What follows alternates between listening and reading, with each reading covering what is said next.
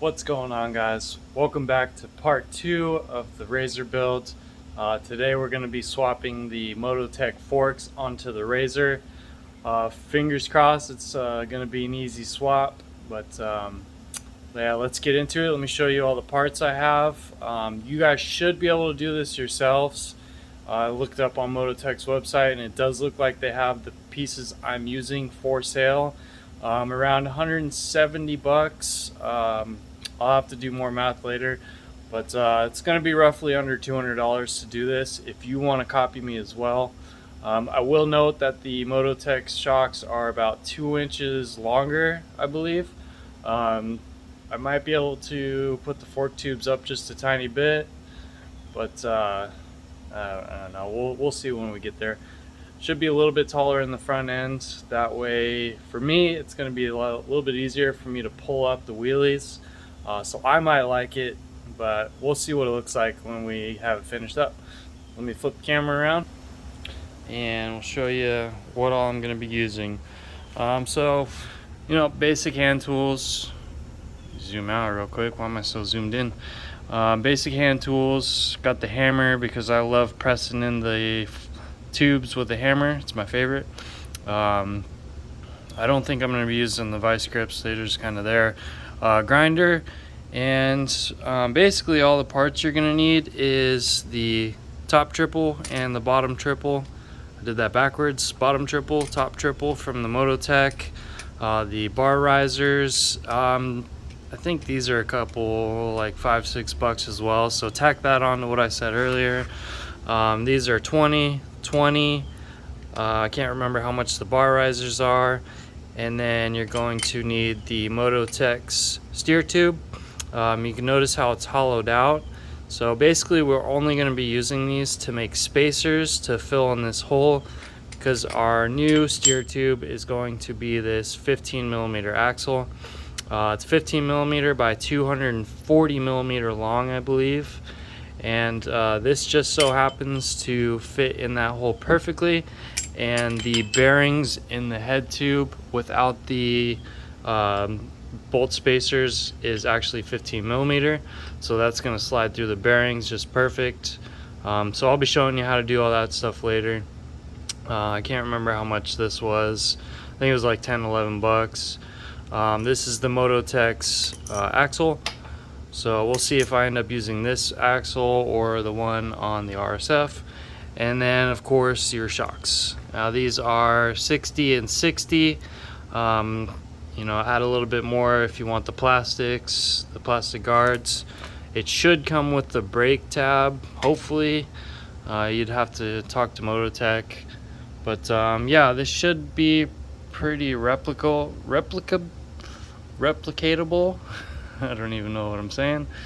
So you guys should be able to do this, fingers crossed. But I'm going to go ahead and start taking this apart, get it up on a stand, and then basically what I'm going to be doing is putting this through here, figuring out where I need it so it sits flush like so, and then I'll cut off the top piece, and then I'll do the same with the bottom. I'll put that through the hole, get it flush with the top, and cut this into 2 spacers. And that should pretty much be the hard part. And from there we'll get it up, mock it up on there. Fingers crossed the wheel lines up pretty good in between the forks. That way the brake caliper and the brake bracket line up with the disc. Cool, let me get you all set up and we'll get it started.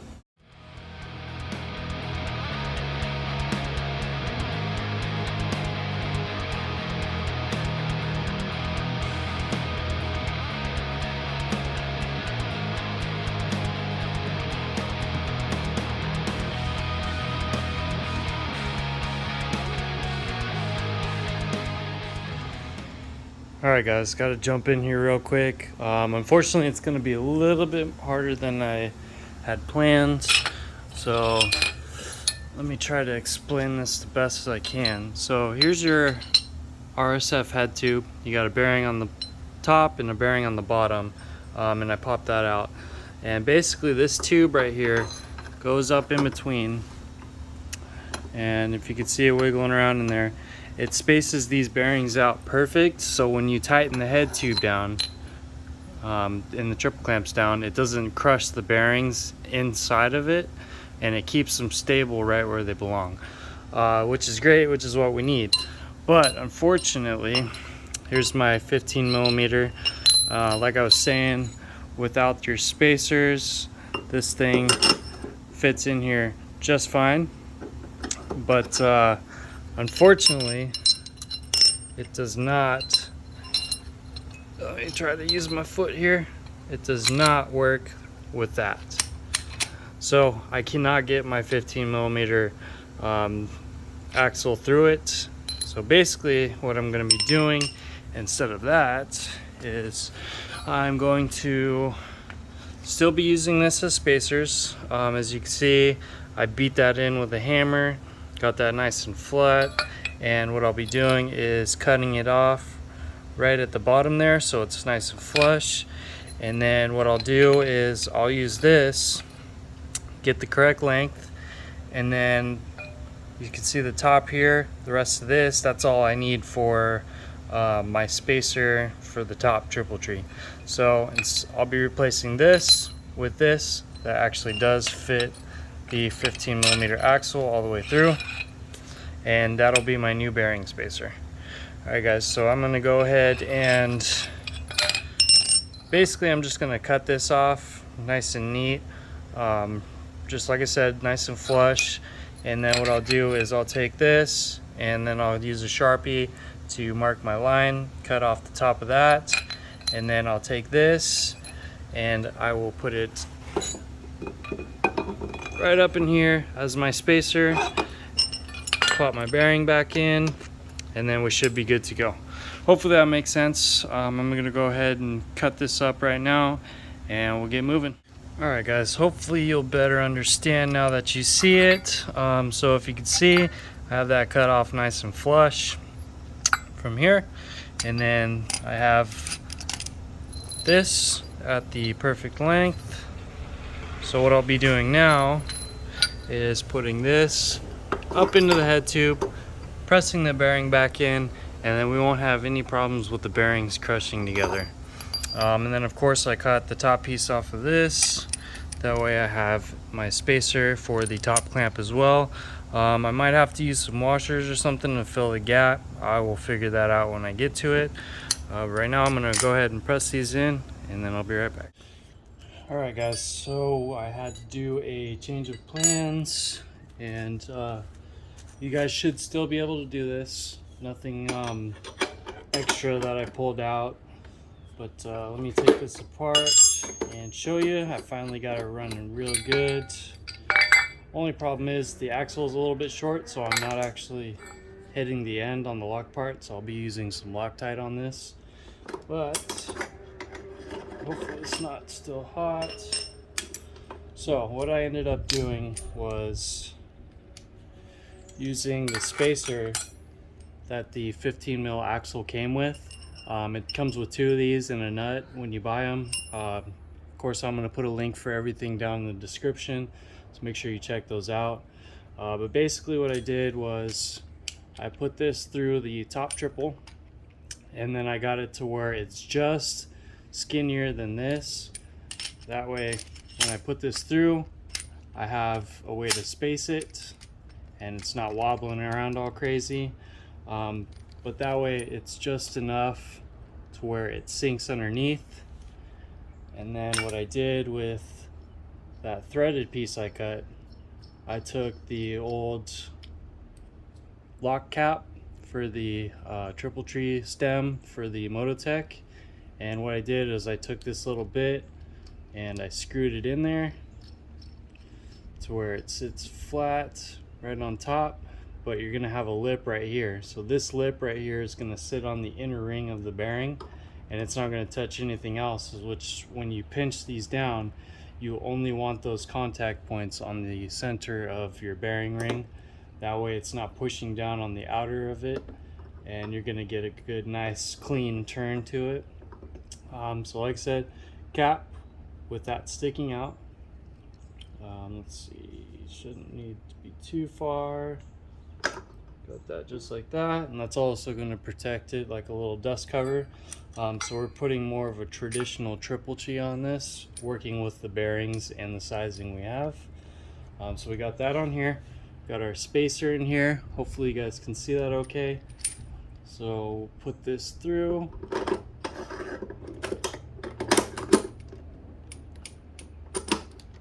There we go. And then you can see when I tighten this down, this top triple tree is not going to have any wiggle. Put our bottom in, and then we'll screw on our nuts. Screw it in there tight.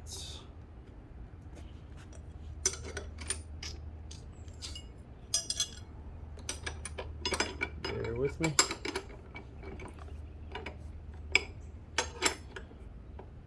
And you want to do it just tight enough to where you still have play. You don't want it to be locked, because then you're putting pressure on the bearings. But yeah, check that out. Nice and tight, no wiggling,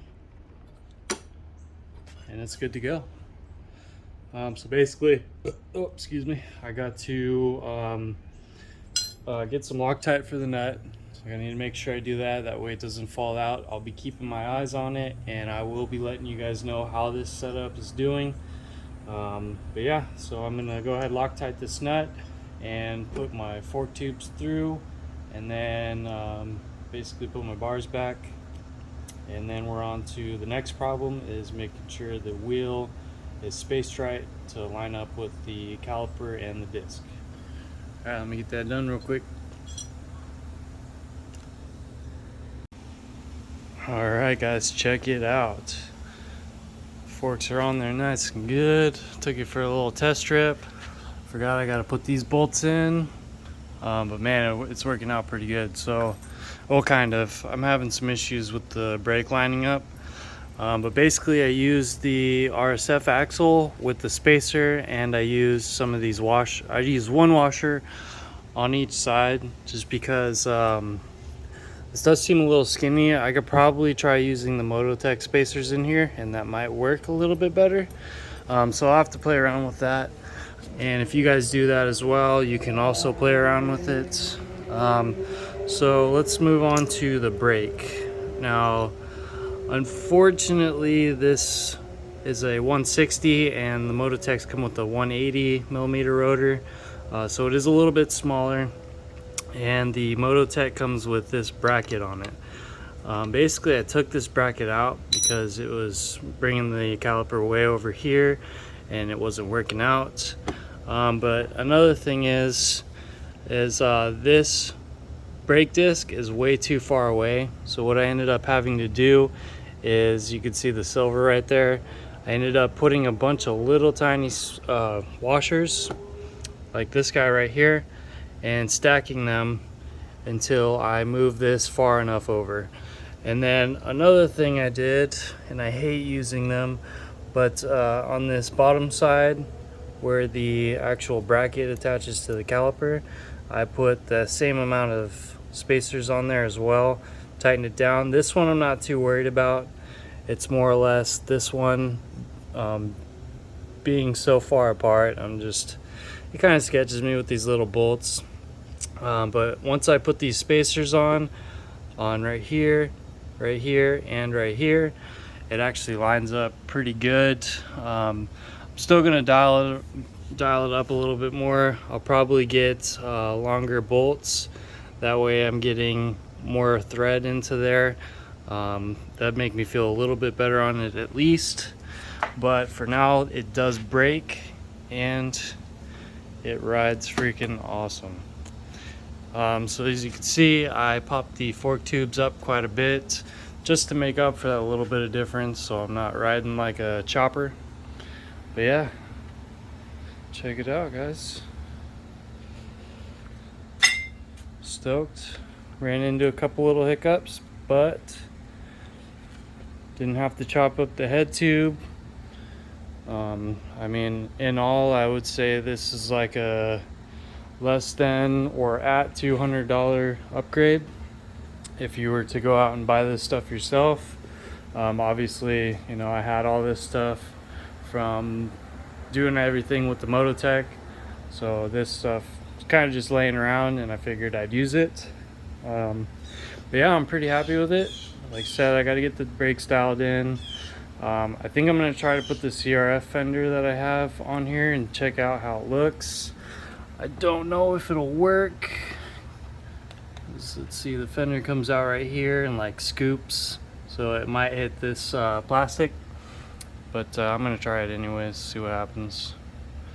But yeah guys, I think I am going to end this video off right here.